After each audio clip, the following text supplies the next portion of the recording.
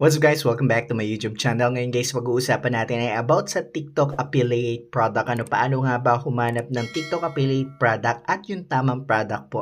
Kasi ngayon po, napakahigpit po ni TikTok pag hindi tama yung product na na-promote po, pwede po kayo magka-violation, sayang naman yung mga sales kung hindi mapupush ni TikTok. Kasi kailangan din po yung tamang product, tamang ratings, at paano nga ba natin mahahanap yun. So, let's dive into our tutorial. Punta po tayo sa ating pong TikTok app. Ayan po, So, ito po yung tutorial natin this year po. So, from here po, punta kayo sa profile ninyo. And of course, kung makikita nyo po dito, yung mga affiliate product ko po, ayan po, So, makikita nyo po, napakaganda po ng rating po niya. Paano nga ba natin ito mahahanap ng mabilis? So, makikita nyo po yung rating po niya is 4.8. Ayan, makikita nyo po dito sa baba yung star rating niya and shop rating po niya is ayan po 4.8 din. Sabi ni TikTok po kasi sa affiliate, ayan, pag hindi dapat daw ang pinopromote natin na TikTok product and TikTok shop ay nasa 4.7 pataas po na rating. So paano nga ba natin mahahanap 'yun at paano ba natin malalaman? Kasi po kung mababa po yung rating, ibig sabihin may possibilities na hindi po legit yung product. Kasi ako personally, pag naghahanap po ako ng bibilhin kong product, ayan, hinahanap ko po yung mga comments, yung kanila pong ratings, yung store shop, yung eligibility nung shop, so tsaka nung product. So ayan po, nandito po kayo sa akin po, ayan po, affiliate shop. So punta po tayo dito and click po natin ito. So doon tayo kukuha at hahanap po ng product. Then from here po, makikita nyo po yung marketplace. Dito po tayo kumukuha ng mga product na kailangan po natin sa ating pong affiliate. Click natin yon. And from here po, ayan, meron na sila dito mga suggested product para sa inyo. Katulad nito, ayan po, makikita nyo 4.8 ang ratings po niya. Makikita nyo po dyan sa baba. Ayan po, 4.8 ang ratings nung shop. Ayan, bumababa siya kasi. Basta makikita nyo po yung rating po dyan, yung may star dito po sa left side. Ayan po, 4.8 out of 5, 287 po yung nakalagay. And of course, pag bumaba po kayo, makikita nyo po, ayan, yung kanila pong mga comments, kung maganda po ba yung product, tama po ba yung product, mabait po ba si seller, ayan po. And ayan po, pwede nyong i-check din yung kanila pong shop. Ayan po, makikita nyo dyan kung ano po ang ratings. Ito 3.7, napakababa po ng rating. So, ang gagawin po natin para mas madali, ayan, punta tayo doon sa pre-sample. Makikita nyo po dyan yung nakasulat na pre-sample. Click nyo po yon, then go to filter po. Ayan po, filter. Makikita nyo, filter natin siya sa ayan po, ratings po. So, store rating, ayan po, may 4.5. Ayan po, So, pwede nating ilagay yung 4.5. So, para ang lumabas ay matataas ang ratings po ng product. So, view result natin. Ayan po, makikita nyo po dito.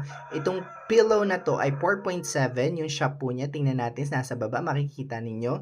Yung shop po niya ay may rating na, ayan po, 4.8. Ayan po yung 4.8. Napakataas po. So, pag chinek nyo yung mga product nila, matataas po yung rating. 4.8. And, ayan po, ito pong isa ay 4.9. Ayan po. So, ganun po yung paghahanap ng product. Makikita nyo po dito, 4.9 din. So, pwede nyo na po siyang i-add to your showcase po. For example, at nagustuhan niyo yan. Ayan po, i-add nyo lang po. Ayan, or pwede na kayo mag-request. Ayan po, So, add to showcase, pwede na rin po. And makikita nyo rin po, syempre, napaka-importante rin po kung ilan po yung kanilang stocks. Kasi, halimbawa, nag-trending yung video nyo, tapos biglang nag-out of stocks. Ayan, so sayang naman yung sales, So, makikita ninyo, mayroon siyang 14,000 stocks dito sa taas po niya. Ayan, and of course, yung kanya pong sold ay 55.7K na, 55,000 na po. Napakarami niya nang sold. And, ayun po, so, i-filter nyo siya, then i-check nyo po pa rin yung mga store. Kasi minsan, maganda yung rating ng products, mababa yung rating ng store. Yan po, so i-check nyo pa rin po yung 4.7, ang shop po ay 4.7. So, it's a good shop. So, baba pa po tayo. Ayan, hanap tayo dito. For example, this one is 4.7, yung shop po niya is 4.6. So, ito pwede na to 4.6, at least mataas na po siya sa 4.6. So, pwede na po yun. So, i-check nyo lang po kasi yung ninyo, yung shop po natin, makikita natin dito.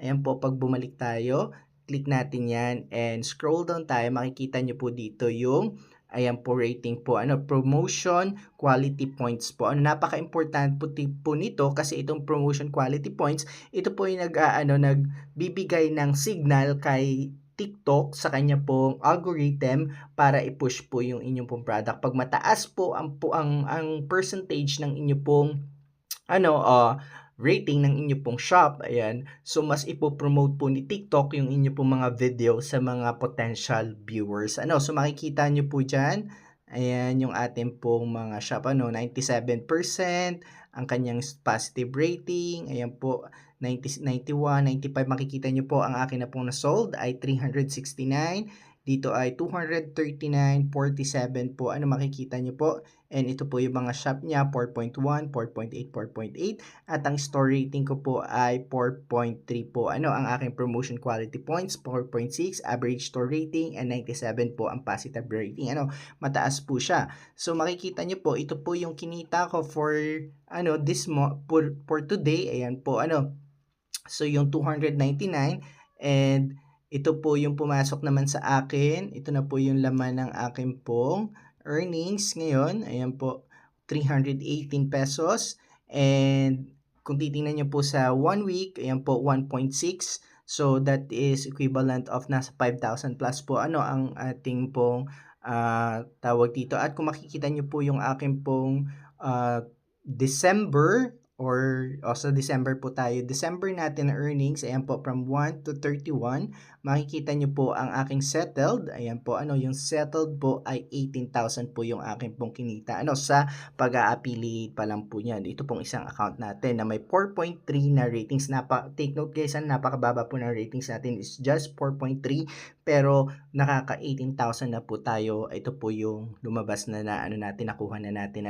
So, ayun po, yung January natin medyo mababa, syempre tapos na po yung kagastusan ng mga tao, yung pagsha-shopping. January natin, I think nasa 7,000, pero tingnan natin yung November, 1 to 13 ng 2024 last year po, November. So, bago mag-Christmas. So, makikita nyo po, mayroon pa rin po tayong 17,000 sold, earnings po. So, ganun po ang ating kung paano maghanap ng TikTok affiliate product, yung tamang product po. So, sa mga gusto pong tanong, pwede kayong mag-leave ng your comments sa ating pong comment section. Ayan po, maraming salamat and see you around. God bless you. Thank you so much.